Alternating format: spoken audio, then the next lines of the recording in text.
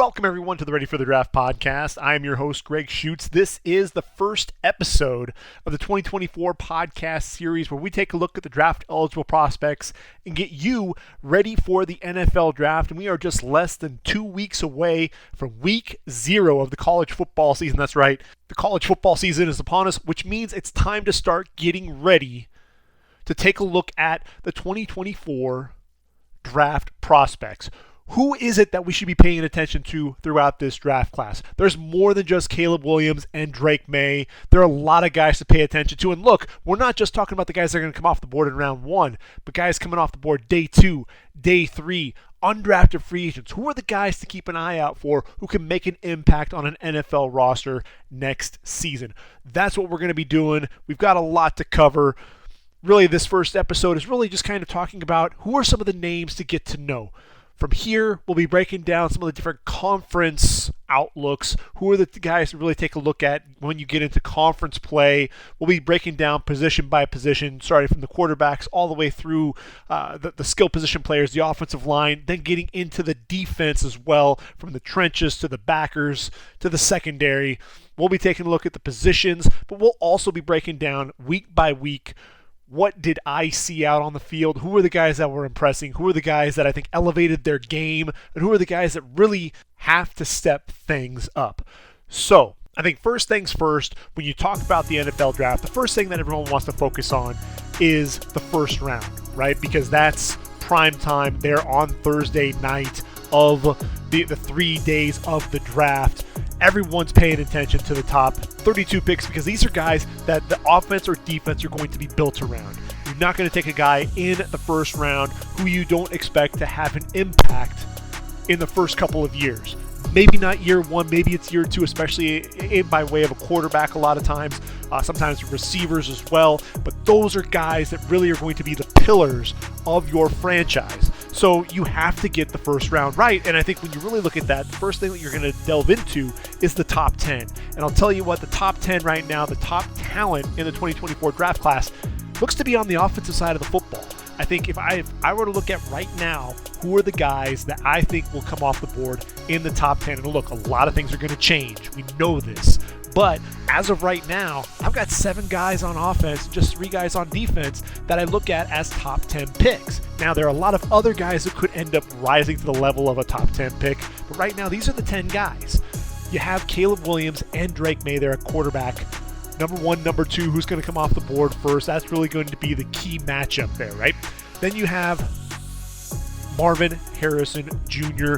Look, the talent out of Ohio State, the son of a Hall of Famer. This is the guy who's probably the best wide receiver prospect since Calvin Megatron Johnson himself. When you look at the tight end and Brock Bowers, look, I think the biggest thing with him is the lack of size, right? 6'4", 230. We haven't seen a guy his size come off the board in the top 10. But then you look at a guy like Bryce Young. We said the same thing about a quarterback like him, and he went number 1 overall a season ago. I think things are changing a little bit. I think Brock Bowers, because of the talent, we could see him coming off the board in the top 10. You got 3 offensive tackles. Olu Fashanu of Penn State, Joe Alt of Notre Dame. Those guys have really set themselves apart. I think Fashanu could have been a top 10 pick in last year's draft. When you look at Joe Alt, this guy is more fundamentally sound, maybe not quite the athlete that Fashanu is. And then you have J.C. Latham, a big mammoth right tackle, needs to cut down on the mistakes, but this is the guy who's big, he's physical, moves well, road grader. I look at him as a potential right tackle that could come off the board in the top 10. There are other guys. You could talk about another quarterback, possibly Quinn Ewers, possibly Michael Penix Jr. We'll get into those conversations throughout the 2023 college football season. You look at receivers, Emeka Egbuka is probably the name that everyone's going to be throwing around as well.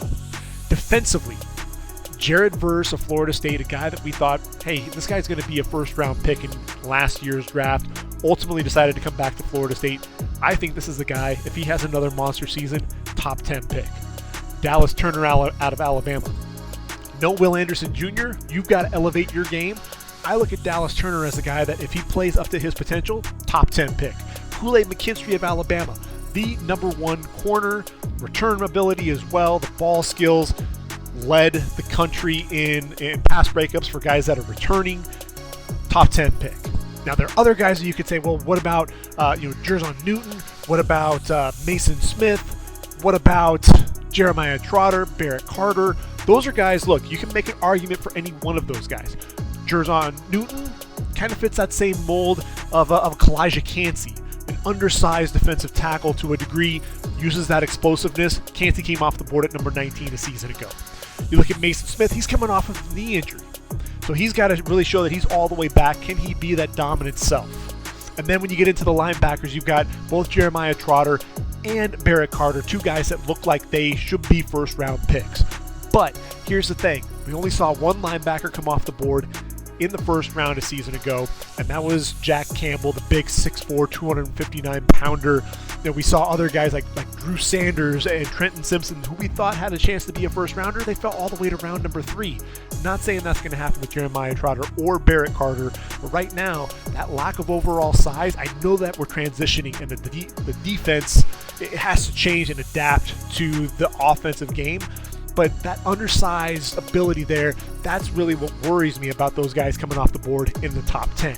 Now, when you're talking about them as a whole, and you're saying first-round picks, absolutely. But top 10, maybe not. So that's really kind of where I'm at right now. You look at the corners as well.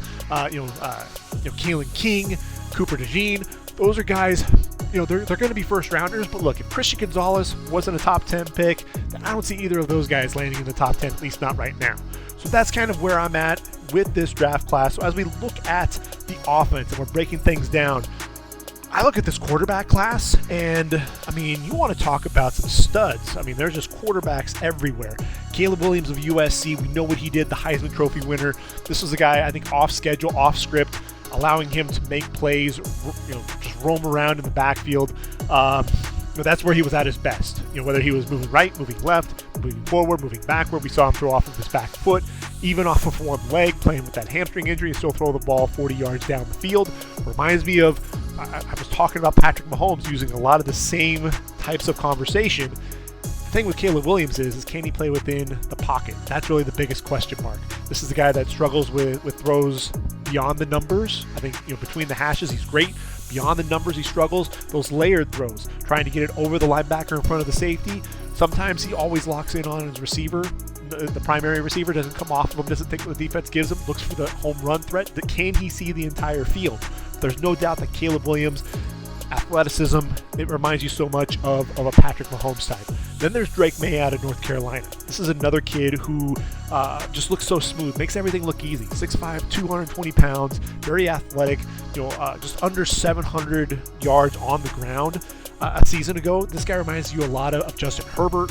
38 touchdowns, 7 interceptions, over 4,300 yards passing. Again, smooth, makes it look easy.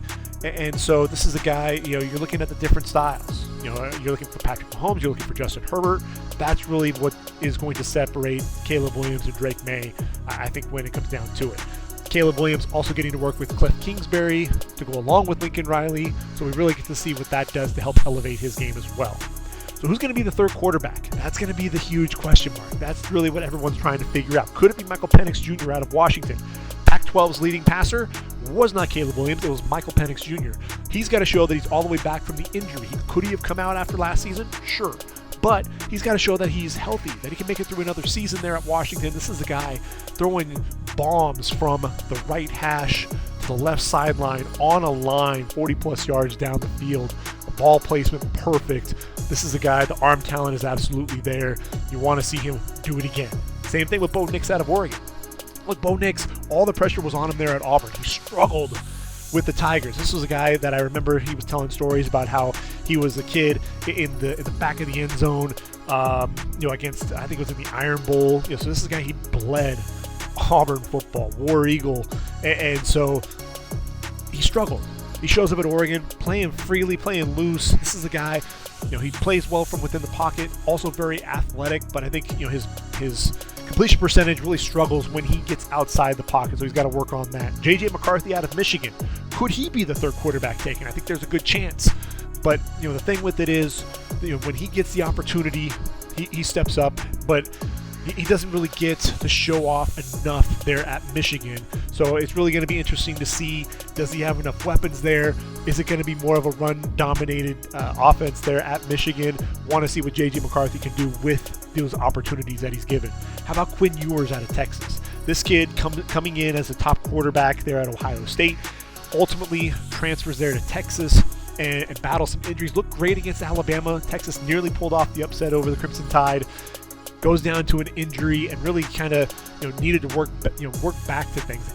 But all the potential in the world, cannon for an arm, pretty good athlete, but can he put it all together and be consistent? If not, then Arch Manning's knocking on the door, so that's going to be a huge question mark there for Quinn Ewers. Then there's Joe Milton out of Tennessee, huge cannon of an arm, reminds you of Anthony Richardson to a degree. Not quite the athlete that Anthony Richardson is, but the dude's got just a rocket launcher there on his arm. So there's always that chance that Joe Milton could turn heads with that arm. Jordan Travis out of Florida State. If you're looking for a guy, mobile, moves around really well, like Caleb Williams, Jordan Travis is that guy in the ACC. Speaking of the ACC, then you've got Riley Leonard out of Duke. Riley Leonard is kind of the guy that's flying under the radar. He's 6'4", 205, very athletic. Throws the ball really well. You just want to see how that frame is going to hold up another season. But this is the guy to keep an eye out for. I think he's one of the dark horses there in the ACC. Getting beyond that group, then you're talking about Michael Pratt out of Tulane.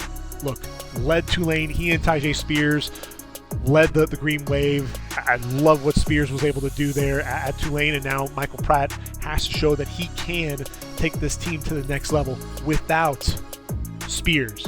Willie Fritz, has done a tremendous job there in New Orleans, and Pratt, he's a guy that we're going to be watching try to elevate his game.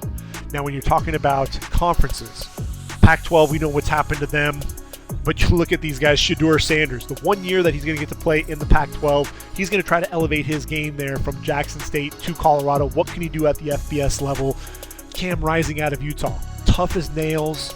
But this is a guy, can he take Utah, can he take that next step with the Utes?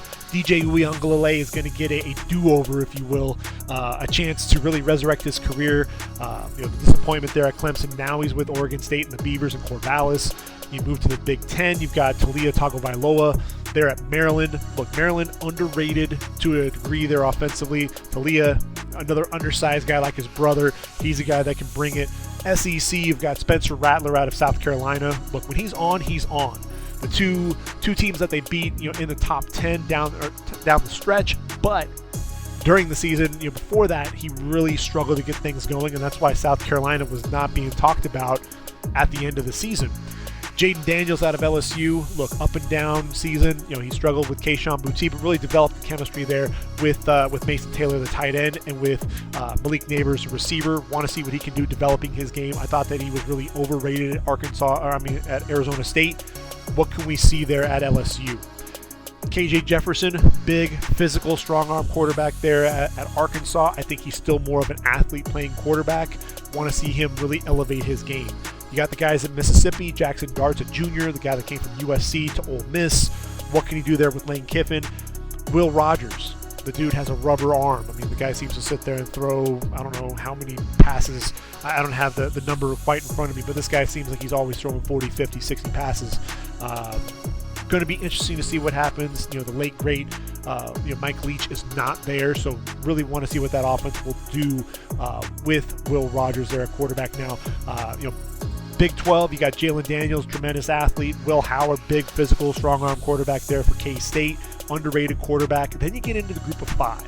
Group of five, you got Austin Reed out of Western Kentucky. This is a guy that flirted with the transfer portal, decided he will go ahead and come back. A guy that I think, if you're talking outside of the Power Five, he's a guy to really keep an eye out for. Grayson McCall out of Coastal Carolina struggled with an injury a season ago, but this is a guy really ran that offense there with J.D. Chadwell to a T. That spread option that they ran there. Want to see what he looks like here in 2023. Can his game translate to the next level? You got Frank Harris out of UTSA, very athletic quarterback. Curtis Rourke. Look, Nathan Rourke there. What did he do there for the Jacksonville Jaguars? Curtis Rourke could do a lot of the same things. I think he might actually be a better passer there at Ohio. Then you have a lot of the transfers. Sam Hartman going to Notre Dame. This is a guy RPO all day long. Struggles when he has to drop back. Cade McNamara out of Iowa. Up and down career there at Michigan. Getting a new start there with the Hawkeyes. Tanner Mordecai. Look, he went from Oklahoma to SMU. Now he's moving on to Wisconsin. What can he do in Luke Fickell's run offense. Actually, the offense is being run by Phil Longo. Brennan Armstrong, NC State. Look, Devin Leary left for Kentucky. We're talking about him as well. Devin Leary battled some injuries there. Brennan Armstrong was at Virginia. We kind of see some of that carousel there. ACC and then ACC moving to the SEC. Then Phil Dracovic decides, look, now that Keaton Slovis has moved on to BYU, I'm going to go ahead and move on to Pitt from BC. Get a chance there, see really what can happen. Look, Kenny Pickett was there. Keaton Slovis, I thought, kind of helped resurrect his career a little bit. Now we can see what Keaton Slovis can do at BYU. And then don't forget about JT Daniels at Rice. What are we going to see out of him? I know the injuries have really been a big thing. This is a guy, he's playing for his fourth team now. Can he resurrect his career? So a lot of different storylines there at the quarterback spot. Running backs. And look, I know running back is really a position that has been devalued. We've seen that with Saquon Barkley. We've seen that with Jonathan Taylor. What's going to happen with this group? Josh Jacobs right now, that's another question mark. But with this group, I don't think we've got a guy that's obviously is going to be a Bijan Robinson. I don't know if there's a guy that's going to come off the board in round one.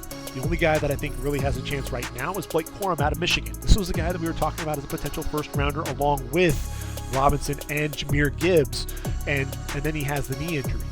What can he do coming back there with the Wolverines? This guy is just a bowling ball. Braylon Allen is a big physical running back there at Wisconsin. Hasn't really gotten a chance to catch the football out of the backfield. Phil Longo spread offense, we get to see what this guy can do. He may be able to elevate his game and put himself into the conversation as the number one running back. Raheem Rocket Sanders out of Arkansas. Look, this guy moved to running back from receiver just more out of necessity. And what does he do? He turns into just an absolute beast, the guy that can both catch the football out of the backfield. Dominant dude between the tackles as well. 6'2", 225 pounds, over 1,400 yards a season ago. Then you move on. From there, you get to Travion Henderson out of Ohio State, another guy who battled some injuries. I think that's really one of the things that was well documented. 5'10", 210 when he was healthy, over 1,200 yards and 27 receptions for the Buckeye running back. You've got Mayan Williams coming back again, the physical guy, physical nature. You think about what Bijan Robinson and Roschon Johnson. Could Henderson and Williams have that same type of a relationship?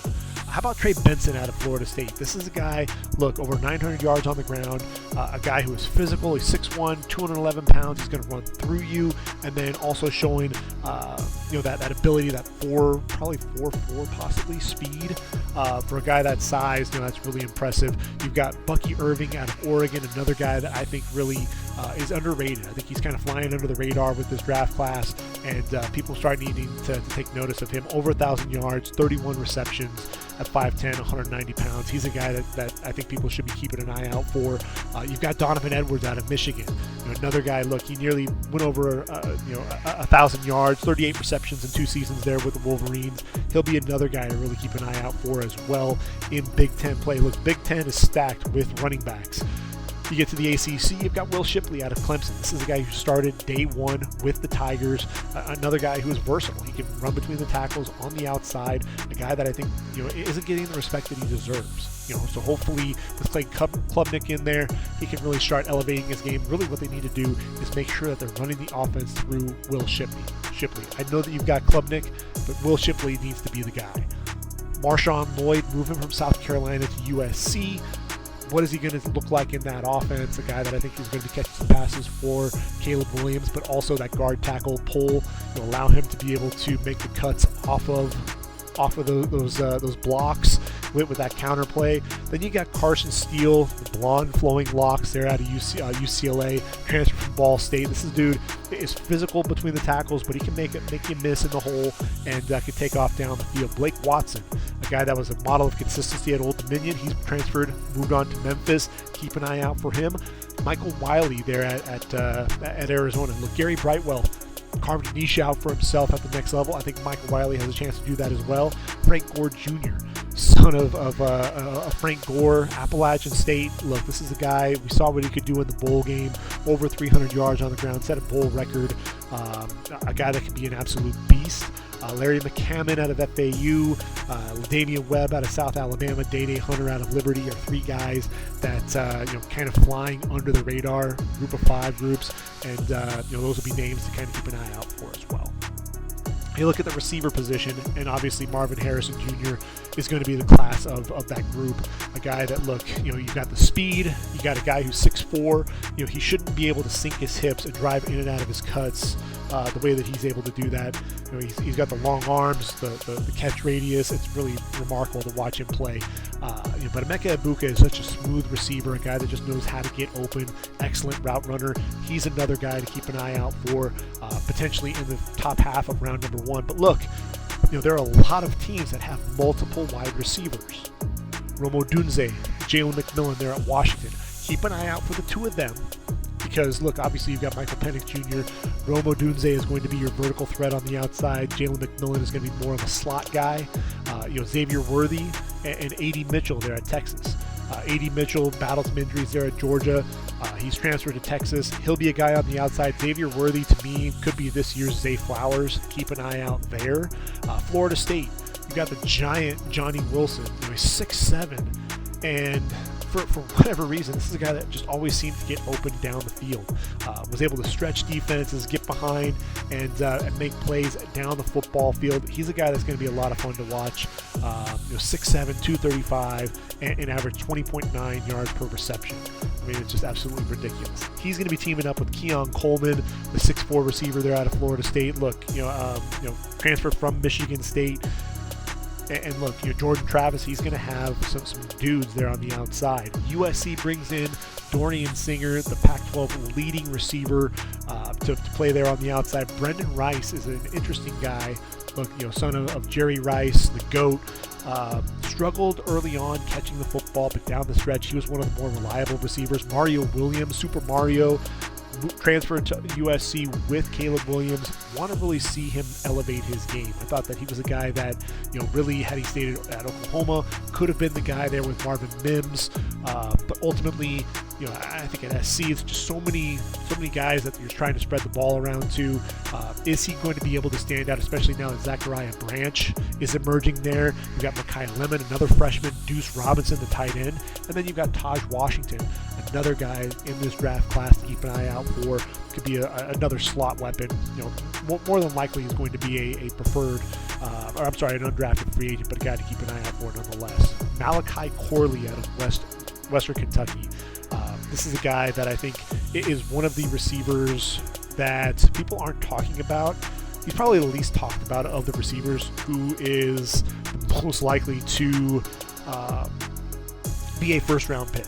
This is a guy that he has good, just good ball skills. 5'11", 200, over 1,200 yards through the air. I think he's a guy that knows how to get open. Could he be a first rounder? Maybe early day 2. But Malachi Corley, he and Austin Reed are going to put up some huge numbers there for the Hilltoppers. Jacob Cowing out of Arizona, the transfer from UTEP from a season ago. He's the guy that's going to be the guy there for the Wildcats, going to work there in the slot. Mentioned Malik Neighbors earlier there at LSU. We're getting into the SEC conversation now with these receivers. Malik Neighbors, it wasn't Keishon Boutte who was the number 1 wideout, it was Malik Neighbors. Antwine Wells, Juice Wells, when South Carolina was elevating his game, beating top 10 opponents, Juice Wells was beating guys on the outside, getting vertical. He's going to be a guy that's going to be relied upon there, to get Spencer Rattler going. Ladd McConkey there out of Georgia. Carson Beck's going to be your receiver. Ladd McConkey, underrated, knows how to get open. Deceptive speed, excellent route running, tremendous hands. He's going to be pairing up with Dominic Lovett, transfer from Missouri. He's going to be a nice slot weapon there for the Georgia Bulldogs. How about Moose Muhammad, the third there out of Mississippi State? I thought down the stretch really looked good there for Will Rogers. He'll be another guy to keep an eye out for sure. Rondé Gadsden the second there out of Syracuse. Is he a tight end? Is he just a huge receiver? What is he exactly? I think ultimately we're going to be talking about him as a wide receiver. You look at him and Johnny Wilson. They're going to be the two that you're going to really keep an eye out for. Really kind of changing the game in terms of the size of some of these guys. But the catch radius, he's a beast, man. He's going to be a lot of fun to watch there in the ACC. How about Dante Cephas? Transfer from K-State to Penn State.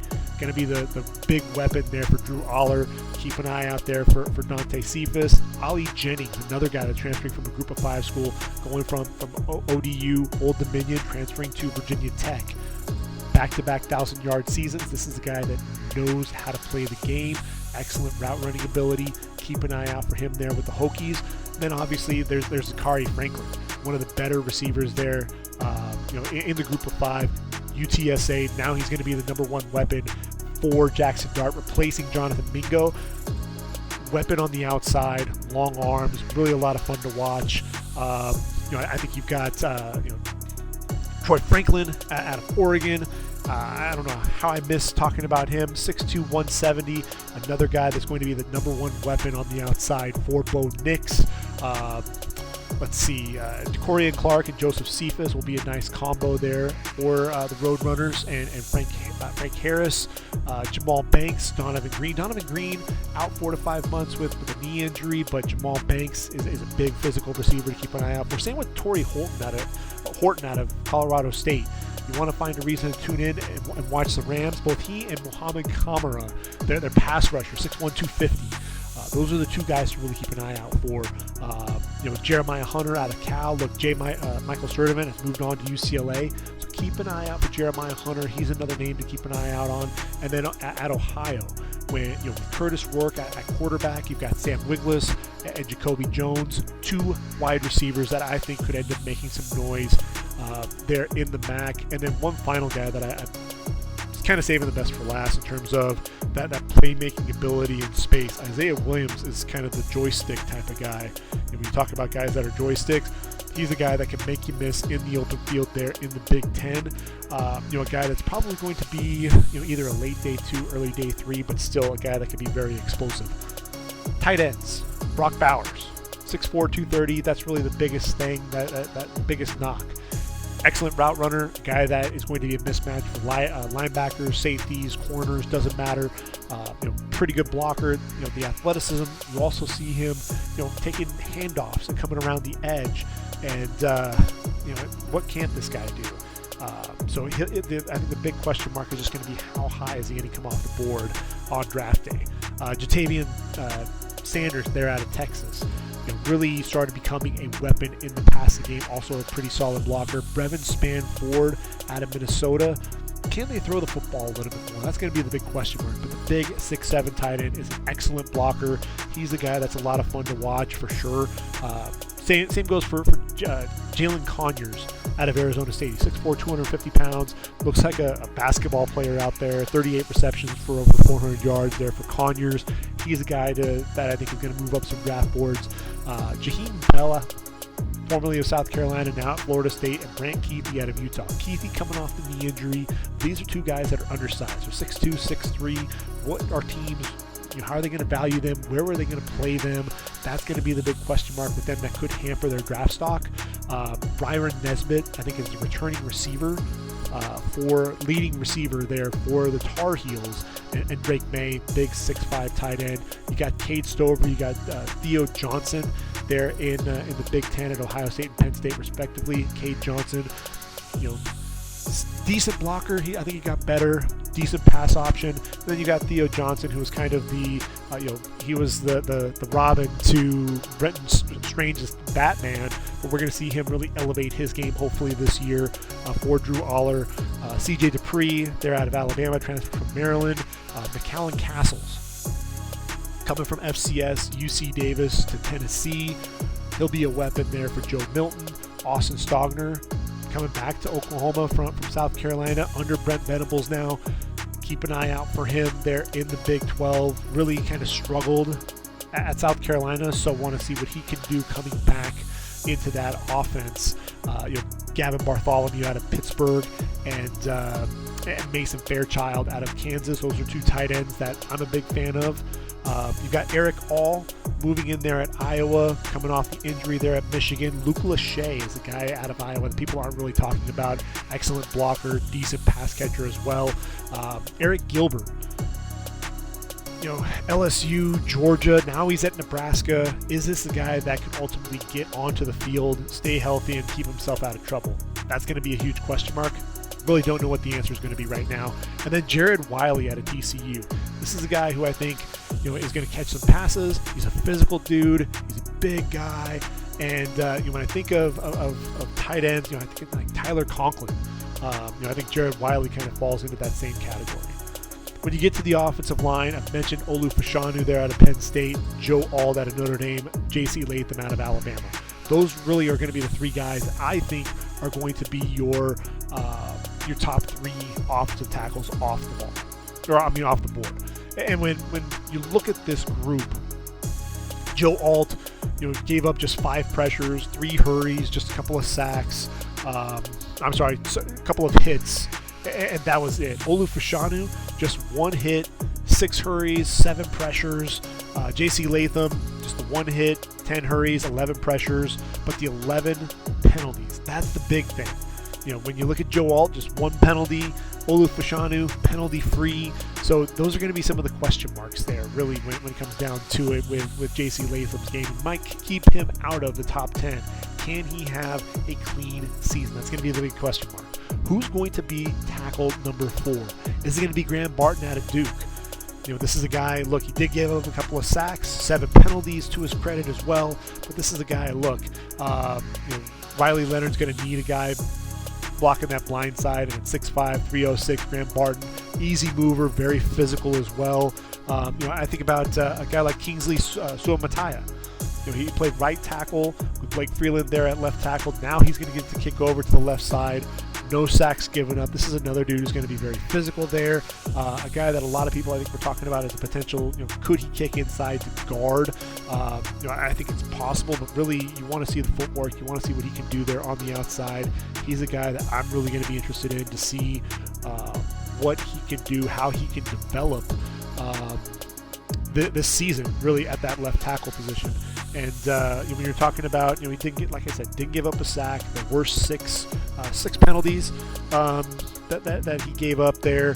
But at the end of the day, he's going to be big. He's going to be physical. He's going to be a lot of fun to watch. 6'6", 315 there for the BYU Cougars. Beyond that, you've got, how about Jonah Monheim? They're out of USC. 6'5", 295. He's moving from the right side to the left side as well. And look, Caleb Williams is going to have 3 tackles that didn't give up a sack a season ago. You think about that. You got Jonah Monheim, and you have Michael Tarkin out of Florida. You're coming from Florida to USC, didn't give up a sack. And then Jarrett Kingston played tackle at Washington State. He's going to kick inside to guard. Also didn't give up a sack. So you have 3 tackles. Didn't give up a sack a season ago. You think about Justin Diedich there at center, who we'll be talking about. You've got a lot of guys who, if you can block well for Caleb, that's just going to make things that much more interesting down the stretch. Notre Dame, obviously you've got Joe Alt, but how about Blake Fisher? Blake Fisher's another guy that I'm really curious to see what he can do this season. A guy that's battled some injuries, and that's obviously a huge concern when you're coming into the season. What are you going to get out of him? Is he going to be able to stay healthy? But when he is healthy, I think Blake Fisher is another guy. Is he going to be in the top, that top group? Probably not. He did give up 5 sacks a season ago, but got to clean up some of that, that consistency more than anything else. But he's a guy. Watch the footwork. This is a guy that I think is going to continue to get better and better. And he'll be a guy to keep an eye out for sure. Jack Nelson out of Wisconsin, 6'7", 310. You've got him in, Phil Longo's offense. A guy that, look, he could be physical there on the outside. Was a guy that could really, drive piles. Was really used to that physical side of the brand of football. Now you get to see him in the spread offense, so he's going to get to put on different types of film. I think that's going to be really fun to watch as well, and see how he can develop there for the Wisconsin Badgers. Staying in the Big Ten, you look at a team in Iowa. You're talking about offensive linemen, you have to talk about Iowa. You look at Connor Colby. He's going to be a guy that we have to keep an eye out for. I think he's really going to kick inside to guard. Really struggled. There were 19 pressures given up to go along with 11 hurries. Did give up a couple of sacks as well, but he's a physical presence, a guy that I think will probably kick inside to guard, but definitely a guy to keep an eye out for sure. And then you have Talese Fuaga. out of Oregon State. Now, Oregon State's going to have a couple of guys that are really going to be blocking well for DJ Uiagalelei. And with Fuaga's a guy, he plays right tackle, he's 6'6", 325, definitely fits the build in terms of when you're talking about a physical right tackle. And that's really going to be the thing that you're going to be looking for. A guy that can really move guys in the run game. Didn't give up a sack a season ago. Just 2 hits, 8 hurries, 10 pressures, just 3 penalties at the end of the day. So Fuaga is definitely a guy to keep an eye out for sure there in the Pac-12. And then you've got Joshua Gray as well, another guy that did not give up a sack a season ago. Struggled a little bit more there on the left side, but 6'4", 305, lacks some of that length. I think he'll be a guy that's going to want to kick inside to guard. I think that's really going to make more sense for him. How about Jordan Morgan out of Arizona, a guy that's going to be battling injuries, 6'6", 310 there for Arizona. Amarius Mims, Georgia, 6'7", 330, the next guy that's going to step in line there for the Bulldogs. Zion Nelson, feels like he's been there forever at Miami, up and down career. I think he's a guy that we've been talking about for the last couple of drafts. Could he come out? I think this is going to be the year, kind of that prove it year. He gets another year under his belt with Mario Cristobal. He's a guy to watch out for. That could definitely make some noise. Washington, we're going to talk about Troy Fashanu, their left tackle, who I think is going to be a better guard at the next level. So that's really what we're going to talk about. But how about Roger Rosengarten on the opposite side? Right tackle, 6'6", 294, very athletic. Javon Foster there out of Missouri, 6'5", 319. Another dude who was very consistent for the Tigers. Patrick Paul out of Houston, 6'7", 310. His brother Chris Paul there for Tulsa. Very easy mover there on the outside there for the Cougars. Walter Rouse, formerly of Stanford, now at Oklahoma, battled some injuries. He's going to be healthy. What's he going to be able to do there for the Sooners at left tackle? Then TCU has a couple of guys. You got Brandon Coleman and Andrew Coker. Coleman 6'4", 320.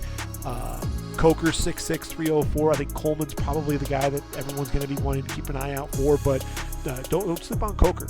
I think these are two guys that the athleticism is absolutely there. Robert Scott Jr. I think last year he struggled quite a bit. 6'5", 315. He's a guy that I'm really going to be looking at. Can he elevate his game? Can he get back to the way that he was playing in 2021? K-State. We talk about the physical nature, the physicality of that offense and that offensive line. My favorite player on that offensive line is the guy that we'll be talking about here in just a moment. But when I look at this group, I think about that left tackle, and that's KJ Levison. He's a guy.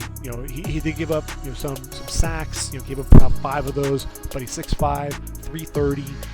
Physical player, physical presence. He'll be a guy to keep an eye out for as well. Marcus Bryant out of SMU is he's 6'8", 315. With tremendous length. Did give up some sacks, but a dude that when you look at when you really put on the game film, a guy that I think is pretty darn efficient when it's all said and done. When you're talking about SMU only giving up 4 sacks with all of the pass plays that this guy had to deal with, 512 pass blocking reps, and gave up just 4 sacks. So he'll be a guy that people are going to be talking about as well. So then you get inside, kick inside to guard, and my favorite player on that K-State group, obviously, is Cooper Beebe. Cooper Beebe is going to be my number 1 guard. Just gave up 2 hits, 4 hurries, 6 pressures. He played guard, kicked outside to tackle as well due to an injury. And look, he's physical. He's surprisingly athletic. For a guy his size, 6'4", 335, moves really well. I think the other name to really watch out for is Christian Haynes out of UConn. 6'2", 310. I think he's very smooth both in pass protection and as a run blocker. Just gave up 1 hit, 2 hurries, 3 pressures. Very, very physical at the point of attack. He's a guy that I really like. Same with Zach Zinter out of Michigan. 6'6", 315. Very nasty disposition. He's going to want to get physical with you. Same with Christian Mahogany, though, out of Boston College. 6'3", 335, coming back from injury. Troy Fashanu, I mentioned him, 6'4", 307 there out of Washington. He doesn't have tremendous length, but I look at him as a top 5 guard, a guy that can get really physical, and you love the athleticism as well. Donovan Jackson and Matthew Jones are out of Ohio State. They're right around 6'4", 310. There are a couple of guys that I think they're going to be in that conversation, among the top guards in the draft as well. So those would be guys to keep an eye out for sure. And then how about Clark Barrington? BYU moves on to Baylor. He'll be a guy, obviously, to watch out for as well. And then how about Javion Cohen? They're at Miami. 6'4", 305, moved from Alabama. He'll be a guy to keep an eye out for. When you get to the center position, this is an interesting group. You've got Cedric Van Prong-Granger, who is 6'4", 310. He's a guy that didn't give up any sacks a season ago. Really the guy that looks to be the class of this group. But you've got Matt Lee out of Miami, formerly of UCF. And if you haven't gotten a chance to watch him, make sure you tune in and watch Miami play. Because Matt Lee, just gave up 3 hurries, just 3 pressures. Physical as a run blocker as well, but he's a dominant pass blocker. So I think that's going to be, and especially getting under Mario Cristobal, want to really see what he can do, elevate his game. But on top of that, you've got a guy like Zach Frazier out of West Virginia, a leader. Gave up some sacks, but he's very physical in the run game. I think he's probably a better run blocker than Matt Lee is right now. So he'll be a guy to keep an eye out for. Bryce Foster out of Texas A&M, 6'5", 325, only a junior. Keep an eye out for him though, because he's coming back from an injury. When he was healthy, he was physical, wanted to throw guys around. Bo Limmer out of Arkansas, 6'5", 300. He was the guard, moving inside to the pivot this year. He's going to have some of that versatility to keep an eye on. Justin Dietich out of USC, 6'2", 305. I mentioned he didn't give up a sack a season ago. This guy is the emotional leader of that team. Keep an eye out for him. How about the 40-plus game starter, Sincere Haynesworth out of Tulane, 6'1", 310. Keep an eye out there. Dylan McMahon, NC State.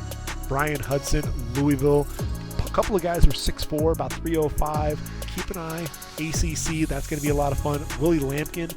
Look, he burst onto the scene as a freshman. He's undersized. He's only 6 foot, 275. He was at Coastal Carolina for 3 years. Now he's going to kind of kick inside to that pivot.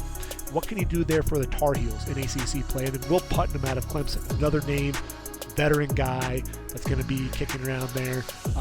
Last guy that I'll mention is Drake Nugent out of formerly of Stanford, now at Michigan, 6'1", 300. Look, he's got big shoes to fill. Olu Fashanu. Now it's going to be Drake Nugent.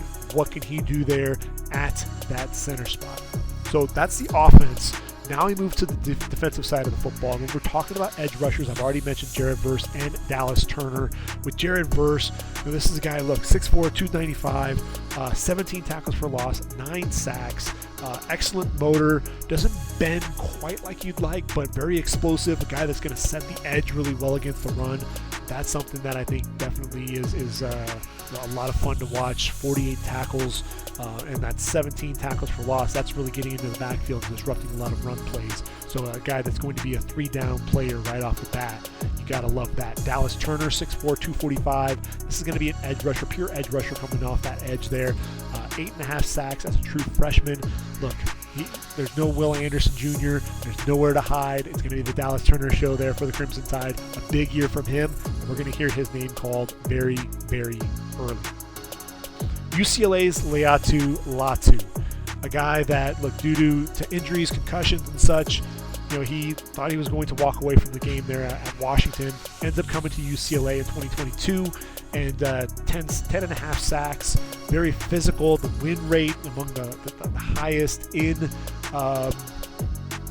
all of college football. And when you talk about that win rate, that's going to be something that everyone I think is really going to be talking about when you look at it. Though guys that are returning, he was second in sacks with 11, and then second in hurries with 35. So that's really something that kind of jumps off at you. Braylon Trice out of Washington. This is another guy, 6'4", 267. Is he going to be a 34 outside linebacker? Is he going to put his hand in the dirt?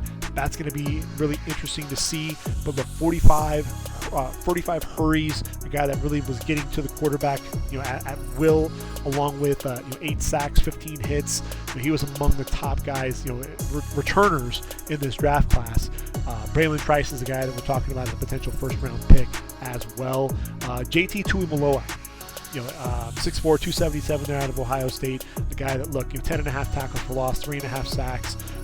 But if you really want to talk about JT Tuimoloau, there's really just one game that you put the game film on, and you can just see how this guy has the ability to just take over a game. And I think you know which game I'm going to be talking about, and that's going to be that Penn State game. Had 3 tackles for loss, 2 sacks, had a couple of interceptions, including one that he returned for a touchdown. He just seemed to be everywhere in that game, and that was really where they needed him to take over, because they were down going into the half. They were down 14-13, and then Ohio State after that just gets a field goal there in the third quarter. So going into the fourth quarter, 16-14 game. It was really anybody's game. And then out of nowhere, Ohio State, 28 points in the fourth quarter, just 17 there for Penn State. Sean Clifford, it was JT Tuimoloau doing a lot of the damage, but it wasn't against Olu Fashanu. Olu Fashanu was able to handle the speed and quickness of JT Tuimoloau, and then also the length and power and bull rush of Zach Harrison, which is another reason why Fashanu is going to be a top 10 pick, but I digress. JT Tuimoloau, he took over that game in the second half, working on that right tackle. He's going to be a guy to me that could end up working his way into round number 1. Then you've got Chop Robinson out of Penn State. When you look at Chop Robinson, here's another guy.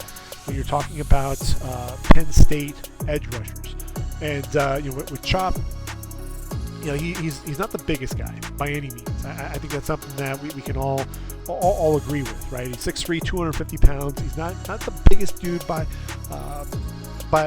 normal standards, but when you look at it, 4 sacks, 28 hurries, not a guy that put up a ton of numbers. The guy that put up the numbers at Penn State, it was Arnold Ebiketie. And second round pick there with the Falcons. We see what he's been able to do. But then you think of a guy like Jason Owe, or now Odafe Owe, there with Baltimore. And when Owe was there at Penn State, it was more about the potential, and more so than just the numbers that he was putting up. And that's something for me when I look at Odafe Owe, 6'5", 257, didn't have a sack in 2020, and yet still heard his name called with the 31st overall pick. When I look at Chop Robinson, he has a chance to slide his name in at the end of round number 1. I think that's really where his ceiling is when we're talking about the draft right now, unless he has an explosive year coming out of things. But there are a lot of other guys in this draft class that we can also talk about and point to. How about Akeem Mesidor out of Miami?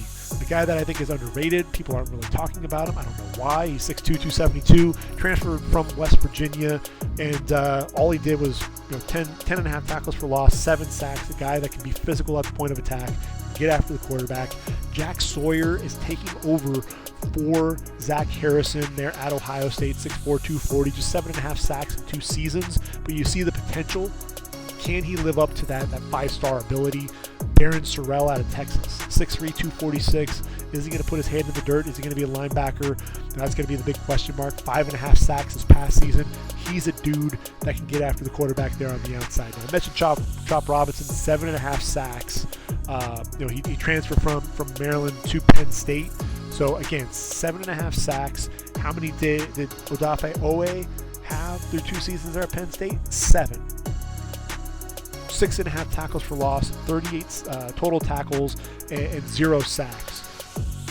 With Chop Robinson, he kind of fits that same mold. He's just not quite as big as Owe, but the explosiveness coming off the edge and his ability to get into the backfield, uses his hands really well. He'll be a guy to still keep an eye out for sure.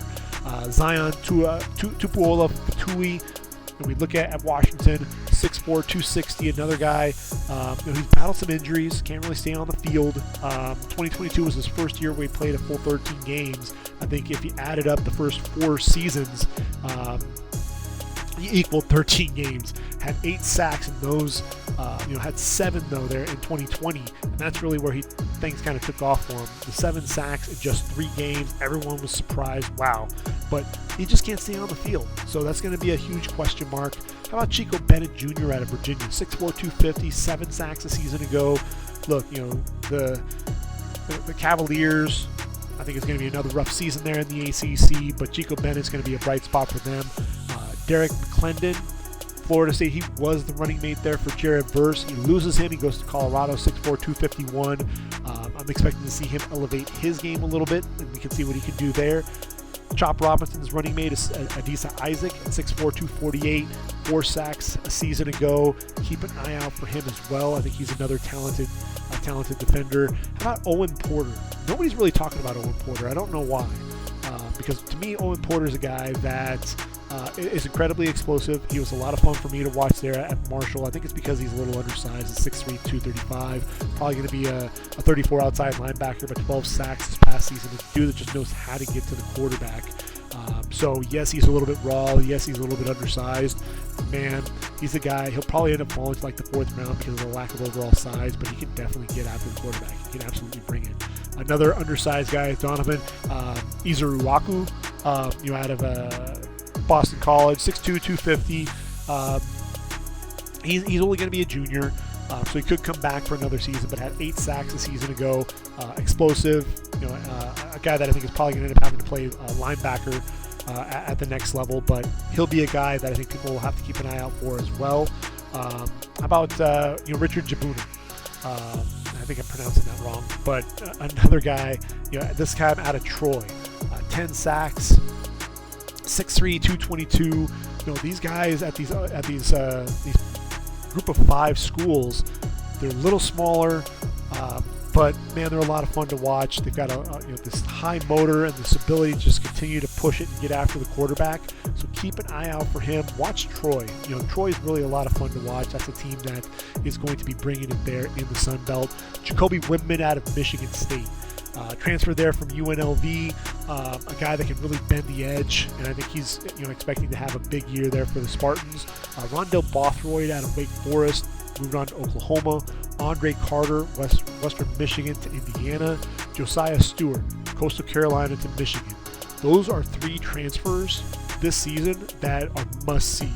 All 3 of these guys know how to get after the quarterback. All 3 of these guys are going to just wreak havoc. They are pass rush specialists, and they're going to be guys that we're going to have to tune into. So those are the guys that I'm really keeping an eye out for. Then 2 more undersized guys. Colin Oliver out of Oklahoma State, a guy that knows how to get after the quarterback. Unfortunately for him, didn't have quite the season in 2022 that he did in 2021. Look, as a true freshman, 10.5 sacks, follow that up with just 5 this past season. So he'll be a guy that I think really wants to kind of redeem himself a little bit. Another guy that's a little bit undersized that we'll be watching out for is going to be Leighton Jordan of Temple. Look, we know what Temple does. They produce a lot of pass rushers. Leighton Jordan's going to be the next one. But because he is undersized, I think he's only 220 pounds, misses a lot of tackles. That's going to be the biggest concern when you're watching him play. Really, what are you going to get out of him?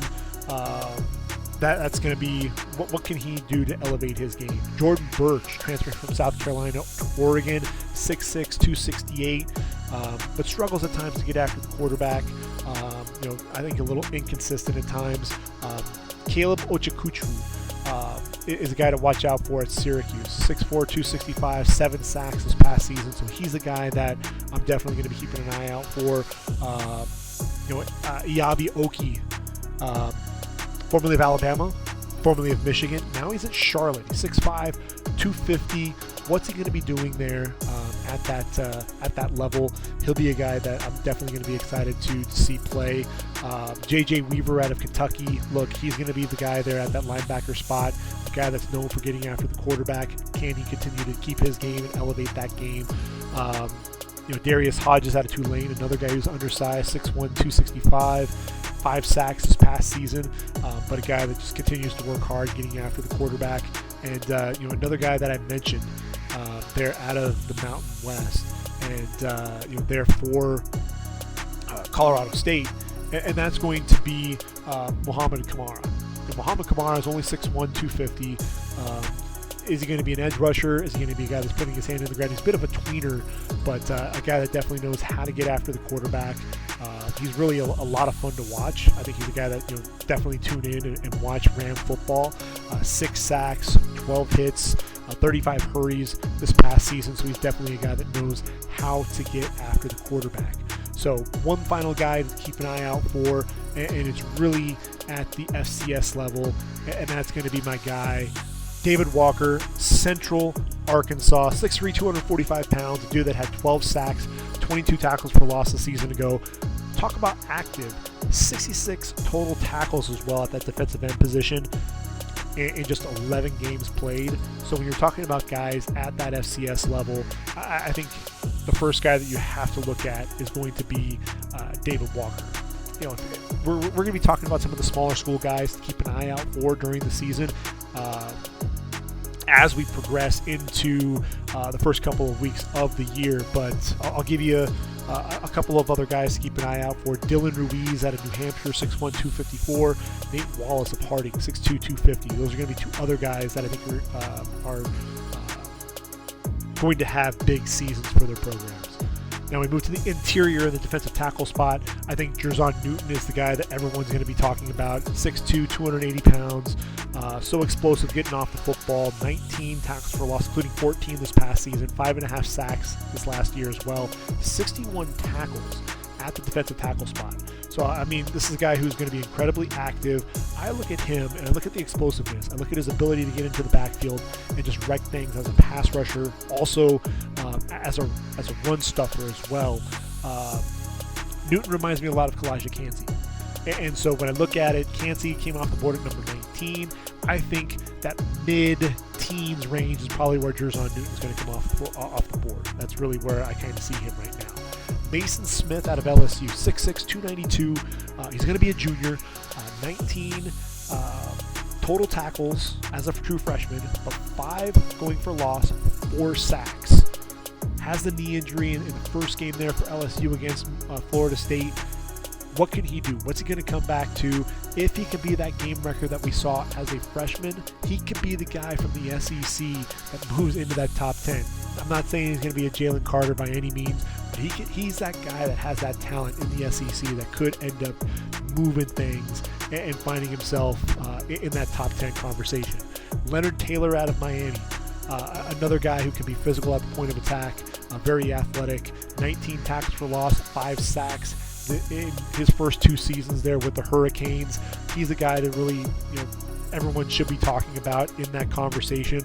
And then you got the Godfather himself, Dante Corleone there out of Cincinnati. I think when you talk about Dante Corleone, he's a guy that I'm sure Luke Fickell is going to love to see play. Just 3 sacks. Not really. When you look at that, not really huge in terms of getting pressure on the quarterback necessarily.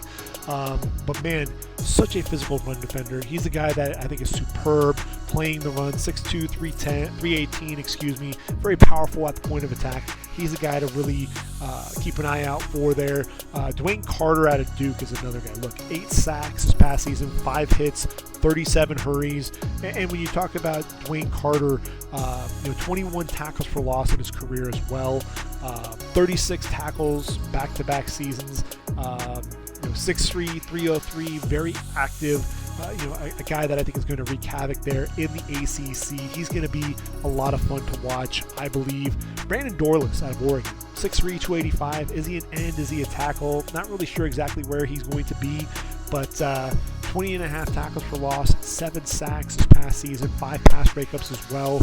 I think really Oregon's front 4 is really going to revolve around Brandon Dorlus. Clemson has 2 guys. I think Tyler Davis is the guy that everyone's talking about, but look, he's battled injuries. He can't seem to stay on the field and stay healthy. 2020, 2021 just played 15 games, but he was healthy in 2022. Did see a little injury bug nip him a little bit, but 26.5 tackles for loss, 15.5 sacks, very explosive off the point of attack. If he can stay healthy, just like Brian Brissett, if he can stay healthy, he's the guy that's going to move up draft boards. And then his boy Ruka Aroro, he got the playing time whenever either Brissett or Davis went down. 6'4", 295. 8 tackles for loss, 4 sacks this past season, 5 pass breakups as well. His stock is continuing to rise. Ohio State's Michael Hall Jr. A lot of people want to talk about Tyleik Williams, but it's Michael Hall Jr. 6'3", 290, 7.5 tackles for loss, 4.5 sacks this past season. To me, I mean, he struggled with some injuries at times that didn't keep him on the field all the time, but he's the guy to me that for that defense to really keep an eye out for. He was the guy that I thought, of that group, really was the one that was putting more of that pressure on the quarterback. How about Keith Randall Jr. staying in the Big Ten, 6'5", 305. He's working with Newton, and he's a dude that also can get after the quarterback. Four sacks this past season and 22 hurries, so a guy that definitely knows how to get after the quarterback. When we talk about hurries, Dwayne Carter, 37 was tops. Jerzon Newton at 32, right in there. But sandwiched in between the two of them was Braden Fiske out of Western Michigan. 6'5", 305. He was really the big name, the hot commodity, if you will, out of the transfer portal. 8 sacks as well for the Broncos. He's moving to Florida State. He's a guy that I think people aren't talking about him enough. I think he is going to be a huge addition there to that defense. Chris Jenkins out of Michigan. Is he going to be an end? Is he going to be a tackle? Really want to see what this guy is going to be. Where is he going to play? But a freakish athlete. His name is going to be talked about among the top D linemen. Tonka Hemingway out of South Carolina is another guy. 295 pounds. A guy that I think ultimately will, he could be a 5 technique at the next level, also be a defensive tackle, has some versatility there, very athletic. Texas Tech, not known for defensive tackles. They've got 2 that played really well a season ago. Tony Bradford, Jalen Hutchings can put pressure on the quarterback and play the run really well. Ricky Barber out of UCF, 6'3", 295, very, very athletic, a dude that just knows how to get after the quarterback. He's a guy to me, just always seemed to be in the backfield making plays. You just want to see him continue that stretch. But a guy that I think can really start making a name for himself. When you look at a guy like Kobe Turner and what he was able to do and elevate his game, Ricky Barber is another guy that can absolutely do that. Devondre Sweat's going to be the next guy there at Texas. Darius Robinson in Missouri is going to really have to hold down the middle of that defense now, especially with some of his running mates gone. Patrick Jenkins at Tulane. He and Darius Hodges are going to need to hold things down with Dorian Williams, no longer there with the program. And then 2 guys in the group of 5 that we aren't really, haven't talked about, Marley Cook and James Carpenter. Cook of Middle Tennessee, 6'2", 291. James Carpenter of James Madison, 6'2", 283. Undersized defensive tackles, but both guys that can get after the quarterback. In the case of Cook, at 7 sacks, 32 hurries a season ago. So he'll be a guy that I think people will be watching for. See what can happen with the draft as we start getting into those later rounds, or possibly as an undrafted free agent. Linebackers, we're running out of time here, so we got to go quickly. But linebackers, Jeremiah Trotter, Barrett Carter. Look, every time you turn on the film down the stretch, Barrett Carter was the guy. I was trying to watch film on Miles Murphy, on Brian Brissy, on Trenton Simpson, but it was this number 0, Barrett Carter, Jeremiah Trotter as well. Those were the 2 guys that were the playmakers for Clemson. I worry about them both being right around 6 foot, 6'1", 220 pounds. What's that going to do to their draft stock? Jalen Ford, absolutely athletic and a playmaker there at Texas. He seemed to be all over the field. I want to see him continue to elevate his game. He's a guy that I think is going to be in conversation as one of the top linebackers. Jamon Dumas Johnson, another guy there out of Georgia, was a Butkus finalist, very athletic, but the guy that I think people need to start having some conversations around as one of the best linebackers in all of college football, and that's North Carolina's Cedric Gray, 6'2", 225, 145 tackles this past season, 12 going for loss, a guy that just knows how to make plays, 6 pass breakups as well. He's a 3-down linebacker. Keep an eye out for him. Omar Spates, transferred from Oregon State, where he was a 4-year starter, 304 tackles, 25 going for loss, 5 sacks, 6'1", 237, moving to LSU. Keep an eye out for him there. Danny Stutzman. And this guy was a beast. He still had 125 tackles, but he missed so many tackles, was not always in position to make a play. When he was allowed to just fly around and just make plays and not have to think too much, he was a game wrecker. And so I really want to see what he can do another season under Brent Venables. Tommy Eichenberg was kind of the glue that held everything together for Ohio State in the middle of that defense. 120 tackles this past season, 12 tackles for loss, 2.5 sacks, has a nose for the football. So he's going to be a lot of fun to watch. Smail Munden, look, he was one of the younger guys there at that linebacker spot. Want to see him continue to elevate his game. 76 tackles, 8 going for loss this past season. Two guys that just seem to make a ton of tackles. One of those was Jackson Mitchell out of Connecticut. 6'2", 229, back-to-back seasons, over 110 plus tackles. Had 140 this past season. 9.5 going for loss, 4.5 sacks, had an interception, 3 pass breakups. The dude just has a nose for the football, always seems to be around, making plays. Not the best athlete, so I think that's where things are going to be a bit of an issue for him. But keep an eye out for him there. Jim Mora, I love what he's been able to do there. Jason Henderson out of Old Dominion, 6'1", 220. Dude had 186 tackles. Are you serious? Only 58 of them were solo, had 128 assists, but 186 tackles still, just always around the football. 10 going for loss there. Sean Dolak out of Buffalo, 6'1", 215, 147 tackles this past season. So there are a lot of guys that are making a lot of tackles in this linebacker group. Another one of those guys is going to be Dallas Gann out of Toledo. Started his career at Ohio State, played there for 4 years, transferred to Toledo, 116 tackles this past season, 5 pass breakups. Keep an eye out for him. Toledo's going to have a sneaky good defense. It's going to be about him and Quinyon Mitchell, who we'll talk about here in a minute. Iowa, they lose Justin Jacobs, a guy that only played in two games this past season. He's moving on to Oregon, athletic linebacker, 6'4", 236. They gained Nick Jackson, 6'1", 235, played 4 years there for Virginia, over 100 tackles in 3 straight seasons, 352 tackles, 20 going for loss, 11 sacks, 8 pass breakups. I want to see what he can do in Big Ten play. Can he be physical? Can he still fly around and make plays like he did? If so, Nick Jackson is going to be a name that we're going to continue to hear really mentioned among the top of this draft class. Junior Colson out of Michigan, 6'2", 225, 101 tackles this past season. Another linebacker that plays with a ton of range. Missouri's defense, look, the bell cow there, 6'2", 220-pound Tyron Hopper, 77 tackles, 13.5 going for loss, couple sacks, an interception, 4 pass breakups, flies around, makes plays all over the field.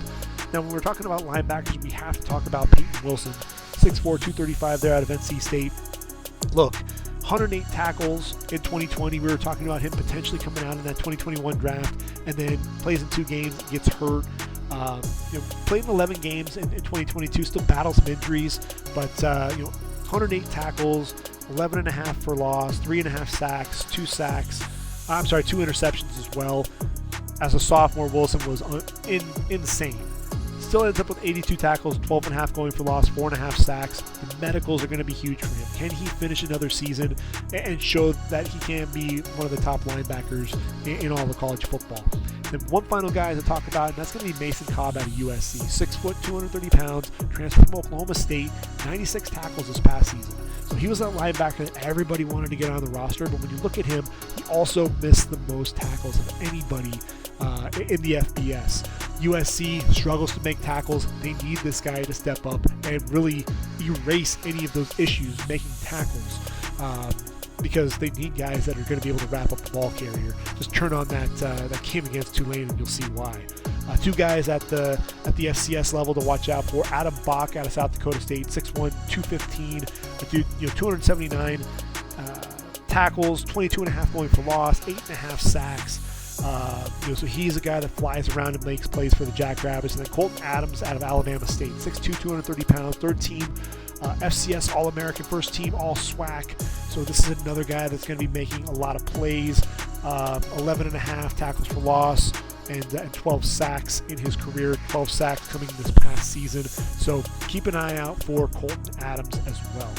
When we're talking about the cornerbacks, I mentioned Kool-Aid McKinstry is going to be your number 1, 6'1", 180 pounds, 15 pass breakups this past season. This is a guy, look, he's going to be if Alabama always has a corner at the top of the draft class, it seems like McKinstry is going to be the next one.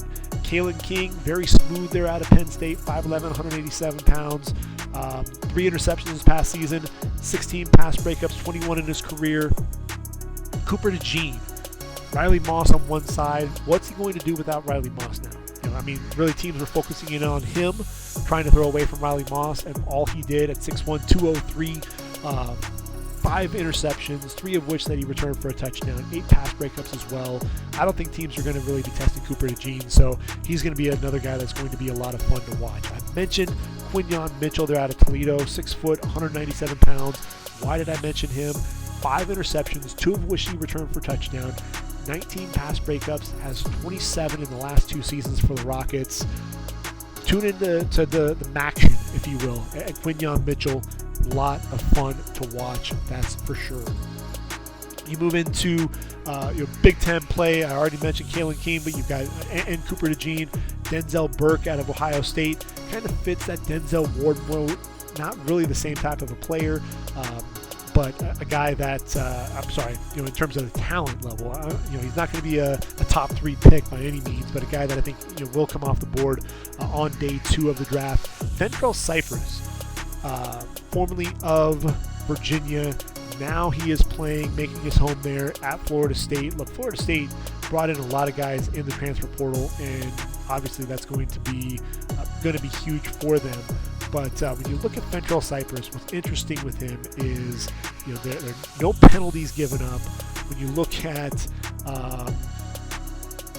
the total number of receptions, he had just 18 receptions given up and 9.9 yards per reception. So a guy didn't give up a touchdown. He's 6 foot, 182 pounds. I think he'll be a guy that is definitely going to be in that conversation as one of the better corners. TJ Tampa at 6'2", 200 pounds for Iowa State. I think he'll be one of the better, if not the best corner in the Big 12. He's a big physical guy. Likes to play around the line of scrimmage, is going to beat you up and get physical, but also has range there on the outside, a guy that's going to make a lot of plays on the football. He's going to be a lot of fun to watch, so definitely tune in and catch some Big 12 games, Big 12 play. TJ Tampa is going to be one of those guys. Tony Grimes, transfer from North Carolina to Texas A&M, 6 foot, 195. This is a guy that I think everyone was expecting him to play better the last couple of seasons. Really haven't seen that out of him, so you really wanted to see what he can do. Change of scenery, playing with Tyreek Chappell. Chappell, look, he's coming off of another solid year there for the Aggies, so you want to see what that duo can do. Storm Duck, out of North Carolina. I think a lot of people were talking about him and what he could do. He's now going to be playing opposite Kalen King. Going to see the football thrown his way quite a bit. 6 foot, 205. Another guy that I think, because he's going to be seeing the football thrown his way a little bit more, what are we going to be seeing out of him? Kamari Lassiter out of Georgia, 6 foot, 180. This is a guy that I thought really elevated his game, playing opposite Keely Ringo. Their teams wanted to go at Ringo because Lassiter was holding things down on his side of the football. So what can he do this year? Really kind of as an encore. If he has another big year, I think that's going to definitely elevate his draft stock. So he'll be a guy that I think will be a lot of fun to watch there as well. Marcellus Dial out of South Carolina, kind of flying under the radar, 6 foot, 190, 12 pass breakups, 3 interceptions this past season. A guy that I think really started making a name for himself, and so he'll be a lot of fun to watch. There's some other guys that just kind of flying under the radar, but made a lot of plays, and I think one of those is going to be Torian Patterson. I think in this year's draft class, he's the most sacks at that cornerback position. 6 foot, 193. I'm sorry, most interceptions. 6 foot, 193. Transferred to UCF, so he'll actually get to play in Big 12 play. But a season ago, it was at Middle Tennessee State. Now you've got Yam Banks out of South Alabama. Yam Banks is another guy. I think ultimately Yam Banks is going to end up being a safety. I really do. I think this guy has really good ball skills, though. A guy that can make plays on the football, 6'1", 208. He just, he gives up a lot of touchdowns. Gives up a lot of, just deep balls. Did give up those 4 touchdowns, like I said, but 5 interceptions, 10 pass breakups. He's also a guy that's going to get physical around the line of scrimmage. going to rack up some sacks for you. I think had a sack, 4 hits, 5 hurries. A guy that's going to get up there and get physical with you at the point of attack. So he's a guy, like I said, I think is probably going to end up being a safety. Then how about Deshaun Gaddy? 6'1", 190, was at North Texas. Now he's at Ole Miss. And with Deshaun Gaddy, look, another guy that racked up a lot of didn't have an interception, but had 13 pass breakups. So you see the ball skills are evident. They're going to pick on him there in the SEC. See what he can do. SEC though, look, there are a lot of good corners. Mike McLaughlin out of Arkansas. You've got Ennis Rakestraw and Chris Abrams-Drain there for Missouri as well. So I think that's really makes sense. I mean, between Rakestraw and Abrams-Drain, 19 pass breakups. Dwight McLaughlin 10 himself. So a lot of really good cornerback play at the SEC level. So it makes a lot of sense for him deciding to move there for his final year. And then at the safety position, I think you got to start with Cam Kinchins there out of Miami, 5'11", 202, 6 interceptions this past season to go along with 6 pass breakups. I think Kinchins is a guy that could continue to elevate his game because he's got a guy in Kalen Bullock there out of USC, 6'3", 180 pounds, who's breathing down his neck. Look, 5 interceptions this past season, one of which he returned for a touchdown, 5 pass breakups, 7 total interceptions in his career. He's got tremendous length at 6'3", 180. A guy that isn't going to be tremendously physical around the line of scrimmage, but a guy that can be your center fielder. If you turn on that game against Cal, I was at that game, and you just watched him as a center fielder, just tracking the football, moving from the middle of the field, getting depth outside the numbers, coming over the top to really make a play. I mean, it looked like a video game with his ability to get over there. The range was absolutely ridiculous. I think Kalen Bullock is a guy that could cement his status as the number one safety, especially playing against USC. Has to play not only Notre Dame and Sam Hartman, but really they're going to be playing Oregon and Bo Nix, Washington, and Michael Penix Jr. Cam Rising there at Utah. Jaden DeLora out of Arizona, and Shadur Sanders out of Colorado, and who am I missing? Cam Ward at Washington State. There are a lot of really good quarterbacks. DJ Uiagalelei there at Oregon State. A lot of really good quarterbacks there in Pac-12 play. So really going to be interested to see what he can do. Rod Moore out of Michigan, 6 foot, 183 pounds, 4 interceptions this past season as well. Can be physical around the line of scrimmage. A guy that I think is a playmaker, and I'm expecting him to really elevate his game this year. Andrew Makuba there out of Clemson, 6 foot, 195 pounds. A lot of people are really hyping him up. I haven't seen enough out of him to say, yes, he should be in the top 5 in this draft class. I haven't seen enough of him that actually screams, this is a guy that's going to come off the board in the first 2 days of the draft. I want to be proven wrong. I want to see what this guy can do. James Williams out of Miami, 6'5", 224 pounds. I mean, he's big, he's physical. Who is he? Is he this year's J.L. Skinner? Is he? He's just a freak of nature. With the size. But how stiff is he in the hips? That's really something that I'm going to be watching for this year. Another really tall corner or tall safety is Jaden Hicks out of Washington State, 6'3", 202, so he's about 20 pounds lighter than James Williams and a couple inches shorter, but a guy that I thought made a lot of plays there for Wazoo. Staying in the Pac-12, you got Cole Bishop out of Utah, 6'2", 205, only a junior, 83 tackles this past season, but a guy that's very physical, likes to play around the line of scrimmage. Latham Ransom out of Ohio State, 6'1", 200, a veteran there on that defense. Played in 12 games in each of the last 2 seasons. Spot starter at times, but I think now is really the time to see what he can do and elevate his game.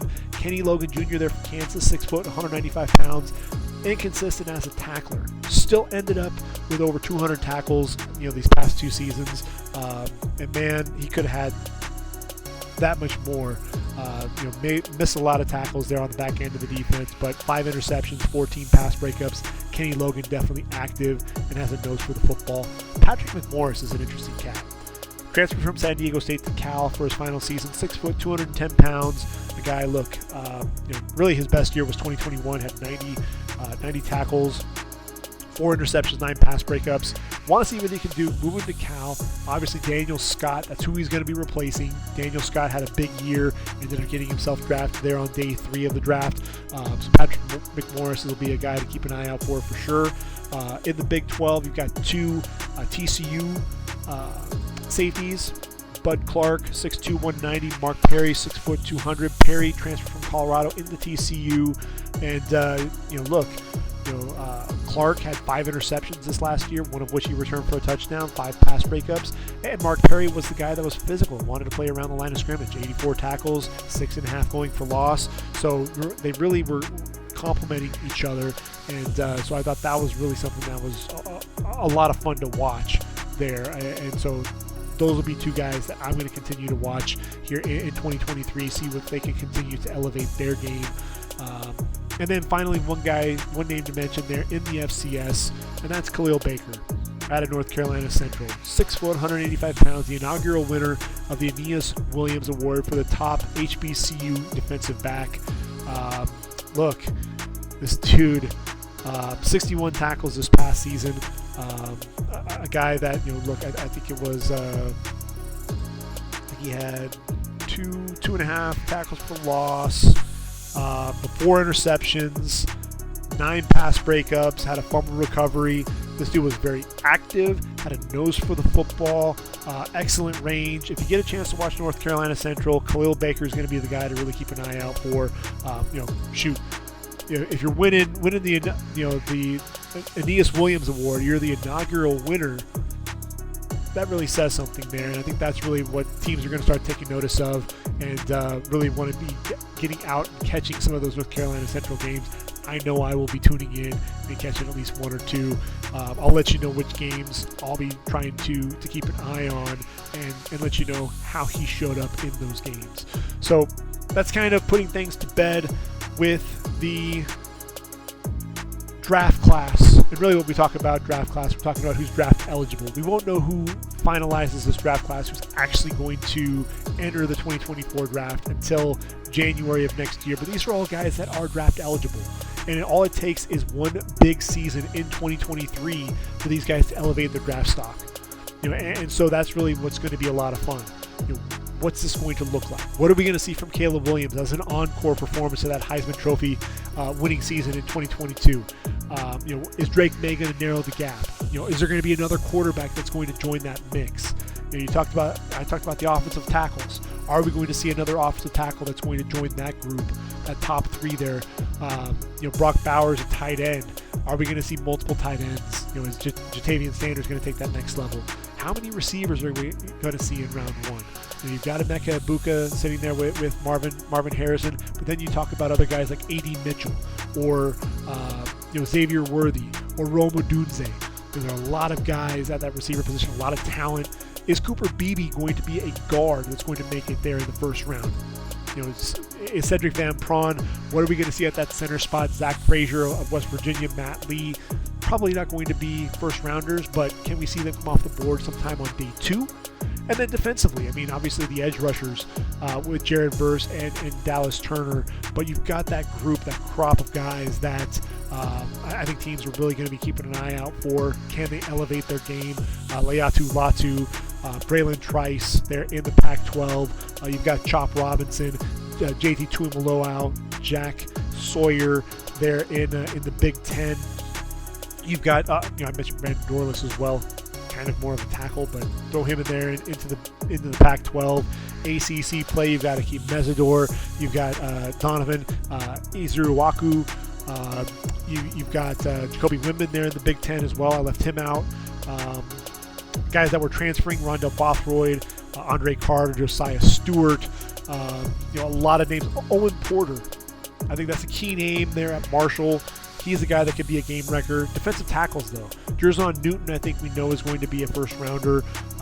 Question is going to be how high. Maason Smith, can he be that dominant guy that we're going to see there in round number 1? Who else is going to elevate their status? Is it going to be Leonard Taylor? What about Dante Corleone? Can Tyler Davis stay healthy? Dwayne Carter, can he wreak enough havoc there at Duke to be the guy? Chris Jennings, we know, is an absolute freak of nature as an athlete, but can he elevate his game? Braden Fiskey, can he transition from a group of 5 MAC school to the ACC in the Power 5 conference and still be able to get after the quarterback like he did at the linebacker spot? Can Jeremiah Trotter and Barrett Carter impress enough to see their name in the first half of round number 1, despite their lack of size? Who's going to be the next linebacker after that? Is it going to be Javon Dumas-Johnson, Jalen Ford, Cedric Gray? Then obviously Tommy Eichenberg, Danny Stutzman, expecting big games and big seasons out of them. Can Peyton Wilson stay healthy? A lot of names there at that linebacker spot. Cornerbacks, Kool-Aid McKinstry, can he solidify his status as a top 10 guy? Who's going to be next? Is it going to be Kalen King? Is it going to be Cooper DeJean? Is it going to be Fentrell Cypress, Denzel Burke, or is it going to be someone else? Can we see Quinn Mitchell elevate his stock there out of Toledo? That's going to be interesting to see. And really, Toledo, what was Jason Candle have there when you got Dallas Gant and Quinn Mitchell there in at the linebacker and quarterback positions. They also have a safety, Maxon Hood, that we didn't even talk about. I think he's only a junior though, but he's going to be a guy that's going to be a hard hitter and a guy that flies around and makes plays. And then at that safety spot, can Cam Kinchins there at Miami hold off Kalen Bullock, or can Bullock showcase another tremendous display as a center fielder? If he can do that, he'll end up being not only the number 1 safety, but I think he could end up being a first-round pick when it's all said and done, especially if he can show off the ball skills, show off the transitions. Don't be stiff-hipped. Show that you can make those transitions. You can be a fluid athlete. If he can do that, then Kalen Bullock could end up sneaking his way into round number 1 when it's all said and done. But look, it's about time to get ready for the start of the season. So as we progress over the next few days, we'll start talking about some of the matchups, primarily in the conferences. Who are the guys to keep a lookout for? Starting with the SEC or the Big Ten, Pac-12 in its last year, Big 12, ACC. Then we're talking about Group of 5 as well. And then we're going to get into August 26th, and that's really going to be Week 0. We'll talk about a lot of the different matchups, take a look at the guys that I'm going to be keeping an eye out for, really see what happens there. Some of the narratives, that's really a big thing that you talk about is, that I like to talk about is narratives. What's that narrative going to be for Week 0? And then after that following week, we're really going to break down what games to watch out for, who to really pay attention to in that first full week of college football. It really starts at Thursday, August 31st, and it goes all the way through Labor Day weekend. A lot of games to catch. I'll be trying to catch as many as possible so that I can be watching as many of these guys as I can. Who's going to be the breakout star? Who's going to fly under the radar? Who is going to see their draft stock plummet? A lot of those questions are going to be answered over the course of the next few months during the college football season, and I do hope that you join me each and every week as we start breaking down this college football season, getting ready for that NFL draft in April 2024. So until next time, everyone, for readyforthedraft.com, which I will get my top 10 rankings by position out here in the next few days, get it on the website. But for readyforthedraft.com, this has been the Ready for the Draft podcast. I've been your host, Gregg Schutze. Take care, everyone. College football season is around the corner. I hope you're as excited as I am. And take care, everyone. Until next time, I am out of here.